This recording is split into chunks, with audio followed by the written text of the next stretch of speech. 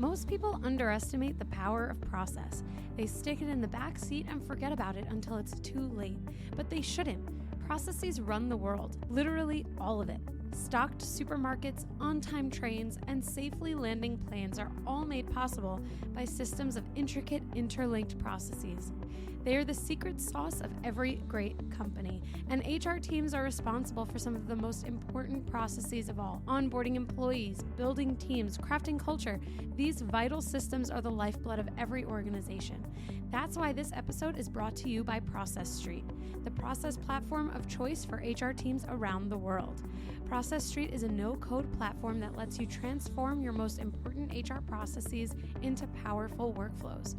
Design beautiful employee onboarding experiences with extreme engagement that increase inclusion and reduce turnover. Sync tasks into Slack or Microsoft Teams, automate emails, handoffs, and so much more. Thousands of teams, large and small, trust Process Street to manage their most important people processes. Like Salesforce, that used Process Street to onboard all the 3,000 Slack employees after the $27 billion acquisition. You can learn more and sign up for a free account at www.process.st.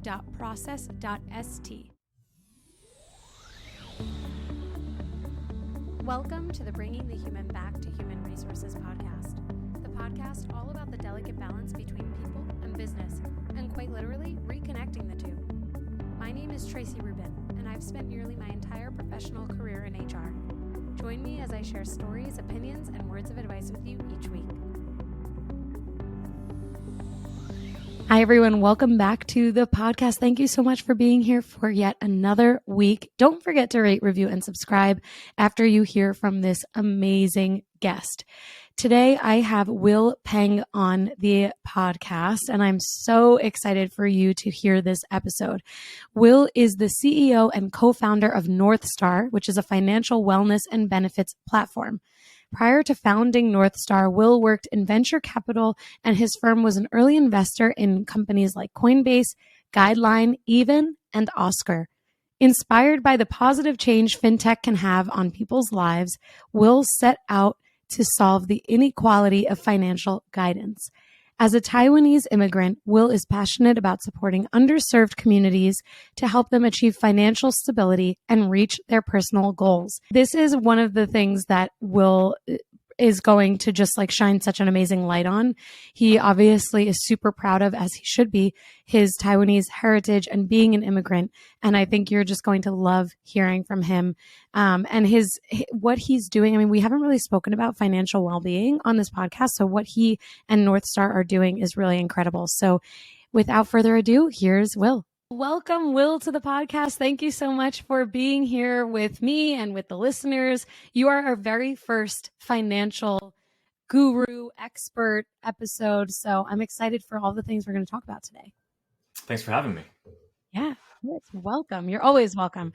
Well, I already told the listeners that they can expect a lot of amazing discussion today, but especially because there are so many pieces of your story that I think are really inspiring. And I would love to just really start out first by hearing from you what inspired you to create Northstar, and what about, this topic and understanding of financial wellness. What inspired you to get involved and lead the charge? Sure. This is a problem that's really personal to me. And when I realized that my problem was actually quite common, it was really important to me that we solve this problem and dedicate my career to it. So I am an immigrant, and I'm one of 6 kids. I was born in Taiwan, and my parents moved their family to the U.S. When I was quite young for the Asian American dream. And I was lucky enough to go to a great college, but graduated with a ton of student debt. Was excited to have my first job out of college, but had nobody to turn to figure out how best to pay off my student debt, what to do with my retirement plans, a 401k match through work, choosing the right health insurance plan. I had stock options through work. I worked at a startup, and my parents had no idea what to do. I have a lot of admiration for them to take the risk and move to the US. But unlike many people, I didn't have anybody to turn to. So I made all the mistakes, learned the hard way. I learned from the University of Google, read a lot of articles, and but still just ended up making a ton of mistakes. I enrolled in a 30-year payment plan for my student loans, Wow. which at the time I was like, this is incredibly cheap. I can afford this. The payments were less than $100 a month. But I realized that it was designed to squeeze as much interest out of me as possible. And it took me 3-4 years to realize that I hadn't made a dent on the principal of my student loans at all. I was just making interest payments. I felt really stupid.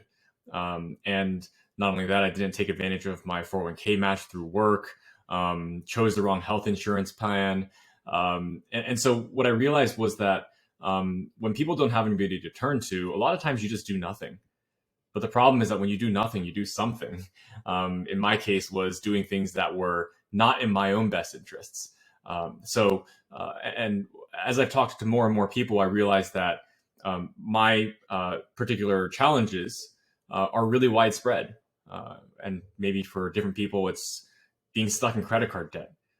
For other people, maybe they really struggle living paycheck to paycheck. This is a problem that everybody has. And I think it's really important for us to solve for the financial wellness for the 100% rather than the 1%. I love that. And, you know, I have to say, there are listeners that have reached out to me specifically about tackling their student loan debt. And it really resonates with me. And your story resonated with me because I also graduated with insane amounts of student loan debt. And so many of us graduate with that. And I was probably, I think it's probably safe to say actually that I was the first person in my family to have student loan debt. And I shared with you on a personal note that I had, experienced my own set of humble beginnings, like many people, especially immigrants and other Americans too. And I think one of the things that really drew me into what you're doing and what has impassioned you with this huge endeavor is that you talk about financial well-being from the perspective of employee engagement and employee experience. And what I think is really interesting about that is that, one, it's obvious that so many of us have struggled with student loan debt or, financial illiteracy and have had to resort to asking a million questions of someone who's maybe not so educated on financial wellness or, has had to graduate from Google University, as you put it. And having something that is like a trusted, credible resource like Northstar, for example, really makes that so much less of a burdensome task. And so I'd love for you to expand on this concept that financial wellness is less about wellness and less about well-being and more about the employee experience. Yeah, I mean, I think first and foremost, employment and work is the primary source of wealth creation for the majority of people. I mean, we work to make a salary and we receive a retirement plan and so on. And it's kind of even weird to say that, right? Yeah. And it's like I'm a money grubber of some sort, but the reality is we all work to make a salary, right? Yeah. And I'll kind of take a side note there and say that a big part of what we're trying to do is to reduce some of the stigma around talking about personal finances and money as well. Talking about money doesn't make you a money grubber, doesn't make you somebody who brags, but rather somebody who's upfront and honest with your current situation. And by talking about your current situation, hopefully we can help people realize that not everybody has their personal finances figured out. We live in this kind of consumer society that everybody's kind of bragging, right? It's totally. They flaunt their spending. Yeah. But with work being the primary driver of wealth creation, especially if you look at the macro trends over the past few decades, defined benefit pension plans have really disappeared. My dad still has a pension, but nice. Well, hopefully he can retire soon. But the predominant approach now is to find contribution plans like 401k plans, where now the decision and responsibility is up to the individual to do the right thing. And I just think that's an unfair expectation. Not to mention health insurance plans that you get through work. The theme is that all of this is wrapped around the idea of choice. If you remember the discourse around healthcare reform, with the launch of HSAs, for example, and how powerful they can be with triple tax savings to help people save for their own healthcare expenses. Well, yes, that's technically true, this idea of choice. But again, that puts the burden on the individual to know how to use these tools. And the education system and the advice industry has not caught up to support people with all these new sets of decisions that they have to make.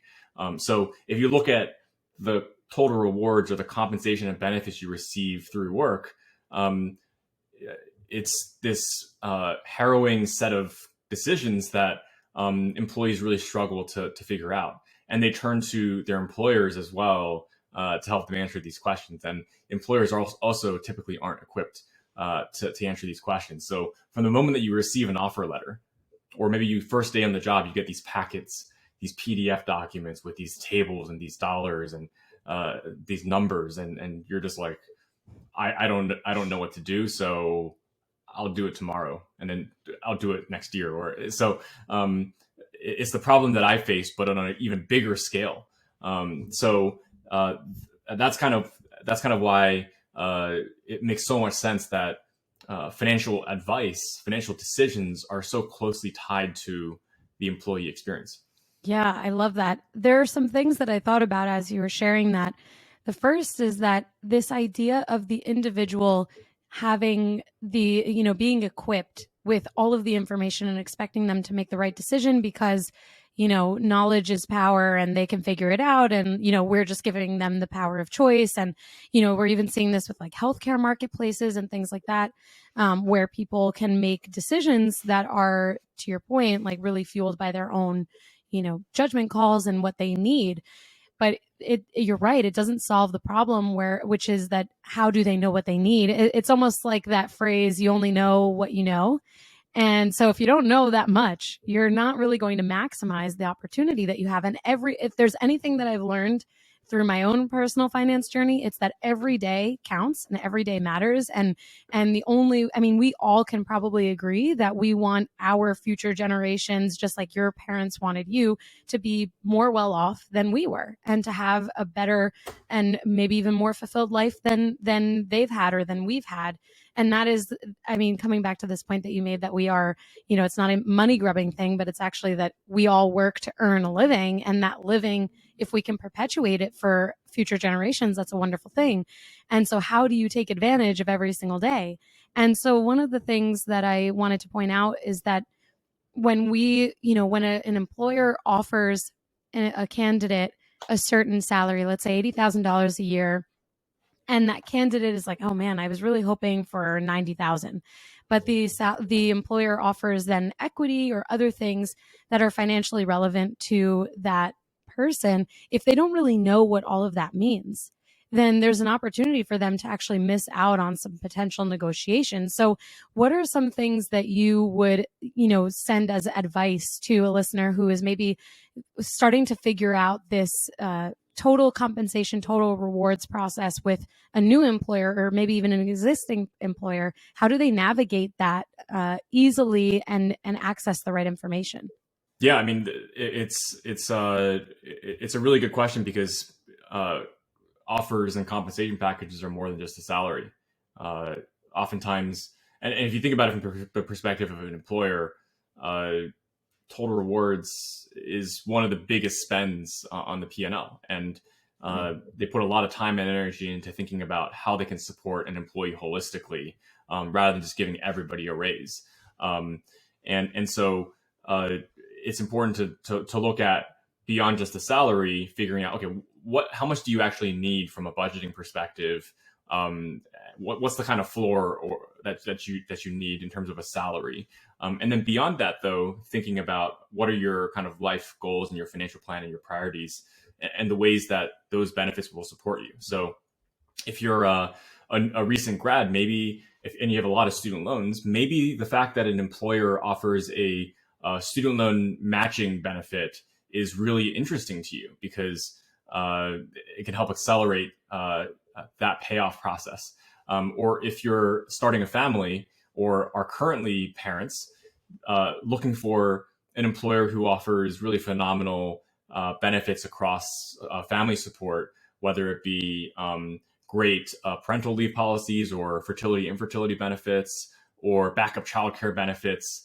These are all things that are can have a massive impact on your finances. If you're looking to adopt or have a child through surrogacy, there are some employers out there who actually cover that. And wow. If you're familiar with that, these are massive costs. Yeah. So they're not going to give you that big of a raise to go and pay for the adoption process, but that these employers show that they care about supporting employees across all different life stages. So that's something that you could potentially miss out on if you looked only at the salary. And of course, if you work at a tech company, equity is such a big component. Getting smart about what types of equity you're getting, but also asking the right questions from the employer about how the business is doing, how the business is performing, and then forming your own opinion about what the range of possible outcomes could be with owning equity in the company. It can be potentially game-changing amounts of money. Obviously, equity is not a guarantee of, it's not cash. Right. So it's important to think of equity as a range of outcomes as well. So those are just some of the examples of how total rewards packages have evolved beyond just the days of my parents, where you get a salary, a pension, and health insurance policies, and that's it. Right. No, that's really insightful. And I think, a lot of the listeners are in HR career paths. And I think so often we feel this pressure that we're tasked with having all of the answers. And I think this kind of lends to this notion that you brought up before, which is that there is this gap in providing options and giving employees choices, and then also not giving them, or potentially them not having the right information to make those educated decisions around their financial well-being. And so I think it's probably worth mentioning that something that HR professionals can really benefit from is outsourcing and the financial literacy piece of total rewards, because we are certainly not experts in finances. We're not experts in mental health, but so often business really pigeonholes HR people into being experts in all of these super important topics. And it's not necessarily the case. Unless you really have an education in those backgrounds. So in this case, I think what's really interesting about what you and Northstar are doing is that you're allowing HR professionals and other business leaders to recognize that they don't have this expertise to be able to direct employees in the correct way, or in at least providing them the education to make the decision, and that there is a way to give them all of the solutions, all of the answers, so that they not only improve their financial literacy today and make smarter decisions today, but that they also then are invested in, because that's really what these tools, when businesses integrate with tools like this, it's an investment into the employee population. So do you have any success stories from current customers that you can share about, maybe even the employee engagement experiences or adaptation into the programs? Hey everyone, I wanted to take a quick break to tell you about the Employee Onboarding Podcast by Process Street. If you care about crafting a magical experience for new employees and you love podcasts, you won't want to miss this. Join the Process Street team as they have conversations with people leaders. You will learn cutting-edge best practices, industry secrets, and technology to wow every new employee that walks through your door. I recommend the episode where Process Street's CEO, Vinay Patenkar, sat down with Zapier's CEO, Wade Foster, to talk about how they've scaled employee onboarding in a $5 billion remote-first organization. And the conversation with Ben Eubanks discussing how to leverage AI and automation to improve the new employee experience will blow your mind. You can find the Employee Onboarding Podcast on Apple, Spotify, Google, or wherever you listen to your favorite podcasts. Go ahead and check it out, and don't don't forget, if you're interested in supercharging your employee onboarding or other HR processes, go ahead and give Process Street a try. You can sign up for a free account at www.process.st or check out their YouTube channel for a bunch of webinars and demos. This episode is brought to you by Namely. Running HR for a mid-sized business means you need software that can keep up with all you do, so you can focus on strategy, culture, and keeping your employees happy. You need Namely, the all-in-one HR solution that makes life easier for your employees, your boss, and you. Namely's HR platform covers your essential HR and compliance needs in one place, whether you have 50 or 1,000 employees. Namely's all-in-one integrated platform is designed to be used by everyone, every day. With a mobile app and elegant UI, Namely lets employees request PTO, appreciate peers, review their pay stubs, and even answer their own HR questions. Namely offers it all, from onboarding and payroll to time tracking, benefits, employee engagement, and so much more. You'll finally have the time and data you need to drive the initiatives your company really cares about. I want you to simplify your HR processes with Namely, so I've arranged a special offer for my listeners. Right now, get a free month of unlimited access to Namely's all-in-one HR platform, but only when you go to namely.com/humanhr.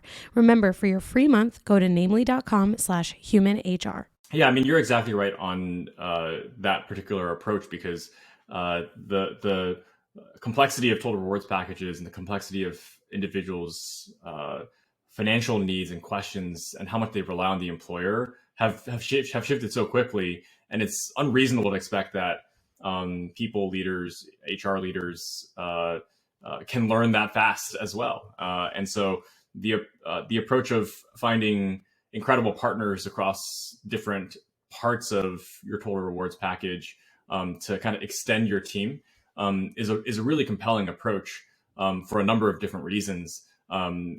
First and foremost is we were talking about kind of the expertise, right?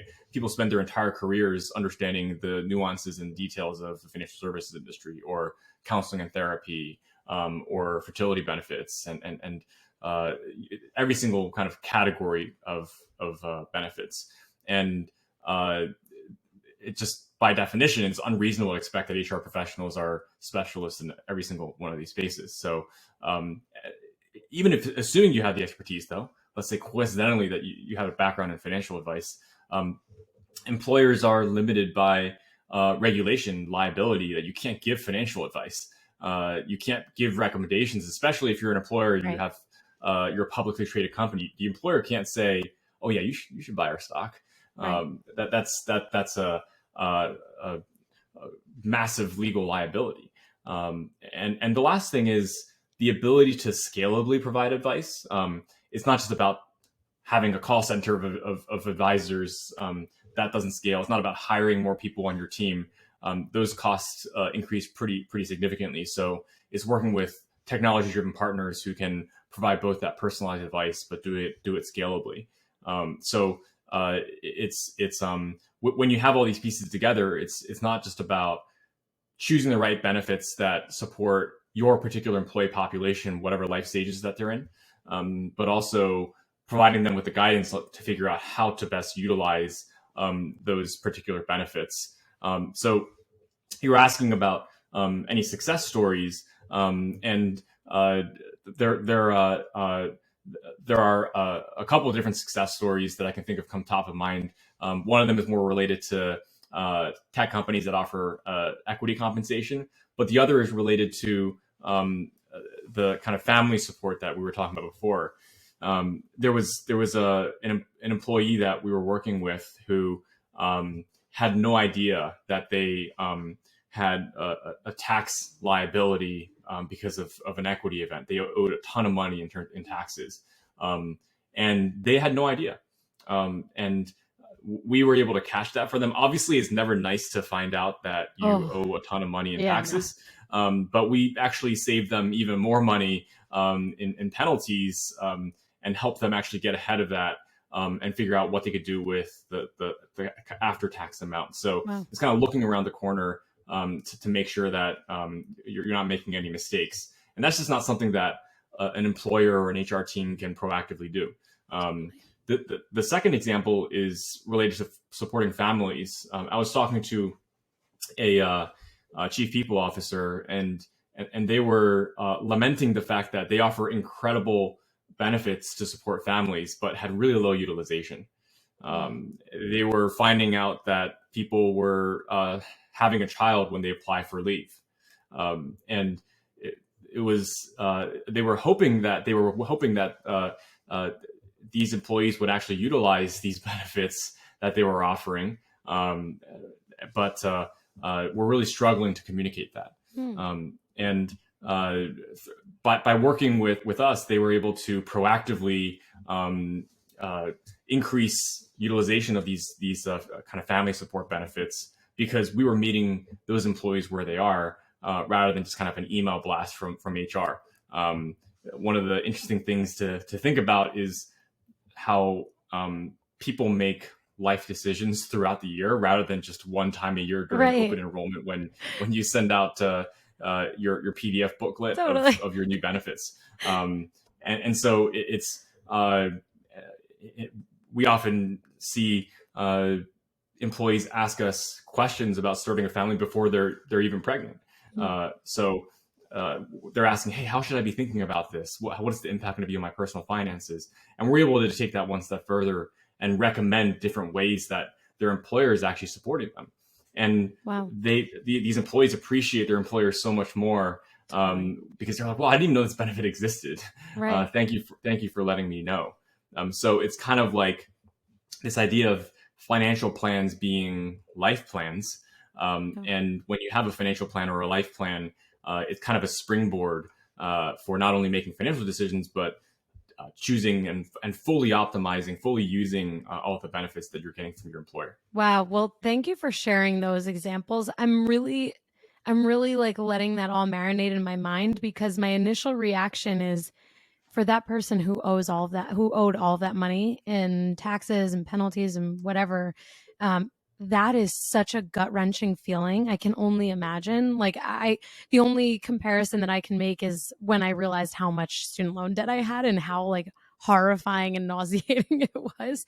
But what I'm trying to make a distinction on is that person, and I always say this on the podcast, is that we are all whole human beings. We come to work as whole human beings. So we're not checking anything at the door. The things that we, experience after work hours stay with us during the workday. And to your point, you don't have life events just during open enrollment. I think that's hilarious. It's so true. And we almost sometimes forget that life happens constantly. And so I can only imagine the way that realization financially, for that one example that you provided, how that person worked that day. How did they feel during the day? Like, were they able to be productive employees? And so coming back to this understanding that what Northstar is doing, but even beyond that, what financial wellness is in the workplace is employee experience. And when you can give people that peace of mind, because I think everyone can agree that the stress that's associated with any type of financial issues is like an incredible amount of stress. And so you don't just forget about that stress when you're at work. If anything, it's probably heightened because you know that you're at work to earn an income and you're like, how can I earn more? I need to earn more so that I can, double down on this thing that's just hanging around my neck. And so I really appreciate those stories. And I'm sure that there will be many people listening who resonate with either or both. And, this point on the benefits that are offered, we see all the time EAP benefits underutilized, financial benefits underutilized, well-being benefits underutilized, even as companies are doing more and more and more to invest in their employees, especially now because of the difficult labor market. And so I can only express like this fervor around knowing exactly what your company offers and making sure you're taking advantage of that, whether it's tuition reimbursement, reimbursement for student loans, like you mentioned before, or even if it's like a wellness reimbursement where you can go and you can get a massage for $50 and expense it on the company. So many companies are taking these initiatives to improve employee experiences. And so I just really love those stories, again, as I mentioned 3 times now in the last 2 minutes. But I guess to bring me to one of my next questions, what have you seen as far as, this labor market, coming back to this, understanding that it's super difficult to retain talent, and it's super difficult to attract top talent at the same time because it's super competitive. How do financial benefits or, these types of technologies, how do they actually work toward gaining a competitive advantage for a business? Like, how can HR and other business leaders leverage this not only to recruit, but also to retain? Yeah, I mean, it's a good summary of everything we've been talking about so far. Is that financial wellness? You mentioned the EAPs that exist out there for the longest time, or financial wellness has actually existed for a long time as a perk. But we want to redefine and create a more expansive definition of financial wellness as an engagement driver, as something that answers questions throughout the entire employee experience. So to the point of this labor market, I think it's important to kind of return to first principles and ask, what is it exactly that's causing all these stressors? I mean, of course, it could be all of the macro events. It could be inflation. Right. It could be COVID causing people to kind of rethink things, the ways in which all of these factors impact not just the individual employee, but also their families.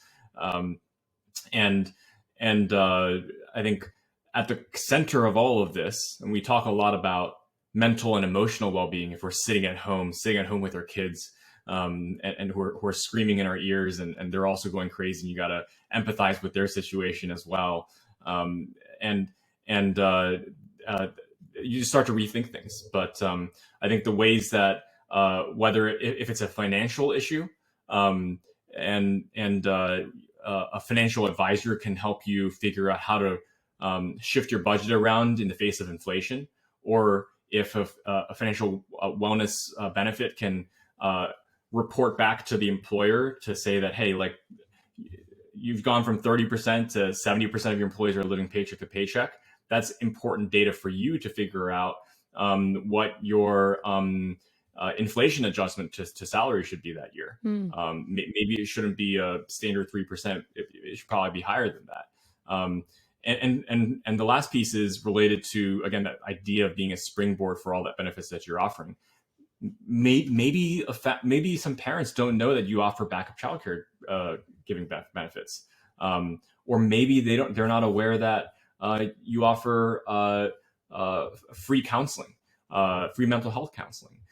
So it's having somebody that you can talk to about not only the dollars and cents, but also the kind of emotional side of things, the situation that you're facing, and then figuring out real actionable ways to solve those problems. Because I would like to think that for most people who are considering quitting their jobs, it's that they still want to keep working there.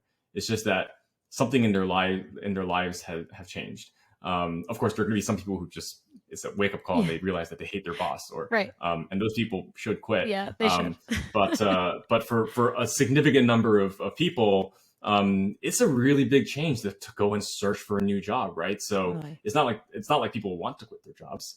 So it's about supporting them holistically. And of course, like the people could refute that and say, oh, just pay me more, right? Yeah. And of course, like, it would be great if everybody could give everybody a raise. But it's a combination of making sure that your inflation adjusted increase stays on pace with record inflation, but also making sure that they have the guidance to make the most out of what you're getting beyond even just the salary that you're offering. Right. Super interesting. I think that this has been really enlightening, this entire conversation. I'm walking away with really a lot of things to think about, not only personally, but as a leader. I think, we all have an impact on the offerings in our businesses or organizations, whether profit, non-for-profit, private, or public. And something that I've really been trying to challenge the listeners with is to really use the voices that we're all gifted with to challenge the status quo, challenge what exists today in our organizations. Because, one of the best things about innovation and technology is that if the foundation is there for this, fundamental to have a culture focused on, comprehensive and holistic benefits for employees, then that means that the technology is just going to make executing and implementing it so much easier. It doesn't solve the problem necessarily, but it certainly closes many of the gaps, especially, again, if there's a foundation within the culture of the organization. And if not, you have the opportunity and the power to influence that culture. And I think that is one of the best parts about being an HR leader, to be honest, is that there is so much influence. And that's why I always say, you know, we have a lot of, we're tasked with carrying the right torch and making sure that we're really thinking about how we're advocating. I really appreciate all of the insights that you've shared with all of the listeners today. And I only have one other question for you, and then you are officially out of the hot seat, as I like to tell all the guests. So my last question for you is really a prediction question. What do you predict will come of financial literacy and well-being on the employee engagement front, specifically in these next, let's say, 2 to 5 years? Well, I think the more expanded definition that we've been talking about financial wellness, this is something that every single employer should be offering. I mean, we're in this world of perks fatigue. I mean, you go to these conferences, and if you can think of a perk, it probably exists. And I've spoken to a lot of HR leaders who are like, this year it's this, and this year is another thing, and I just can't keep up, right? Yeah. And I think what I'm hearing as a reaction to that is a return to the foundation, return to first principles of, number one, truly understanding what our people need, and number two, focusing on the things that will have the biggest impact. And it's been really awesome to see how everything that we've been talking about on this podcast, of how financial decisions exist throughout all of the employee experience and the ways that it can have such a big impact. I think that will become the new default. It's not enough to just pay your employees a salary and send them that benefits booklet and call it a day. You wouldn't put together a piece of IKEA furniture without the instruction, or maybe some people would. But you need to provide people with the instruction manual and the guidance to figure out how to make the best decisions for themselves. So I think financial wellness needs to be something as default as something as even offering a retirement plan. I love that. Thank you so much for your prediction. We'll come back in 5 years and see how it all pans out. But I totally think that you are onto something. And I just love that you have fueled us with so much knowledge and insight. And again, you are the very first financial expert and financially focused podcast guest on the podcast ever. So thank you for being the very first. And I hope that we're able to continue the conversation. I so appreciate you being on, and I'd love to just allow you the opportunity to share with the listeners where they can learn more about you and Northstar, where they can connect. Sure. Yeah. You can find us at northstarmoney.com, and feel free to email me. My email is will@northstarmoney.com. Amazing. And everything will be linked in the show notes. So no fear if you don't have a writing utensil or your phone isn't out, we will make sure you get connected with Will. Will, thank you so much for being the first ever financial guest on the podcast. And I'm sure we will talk soon. Thank you so much.